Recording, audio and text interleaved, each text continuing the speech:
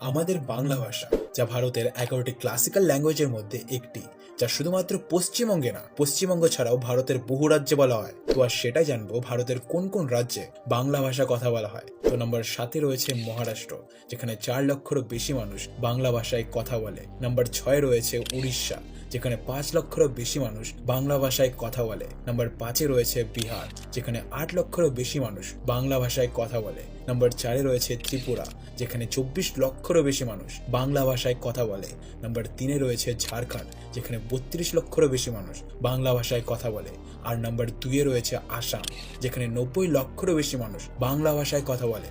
আর সবার প্রথমে রয়েছে আমাদের পশ্চিমবঙ্গ, যেখানে 7 কোটিরও বেশি মানুষ বাংলা ভাষায় কথা বলে। তো ভাবতে পারছো, ভারতে মোট 9 কোটিরও বেশি মানুষ বাংলা ভাষায় কথা বলে।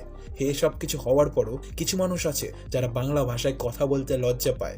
এরা নিজের ছেলে মেয়েদের ইংরেজি শেখাতে পারবে, কিন্তু নিজের মাতৃভাষা বাংলা শেখাতে পারবে না। আমি গর্বিত, আমি বাংলা ভাষায় কথা বলি।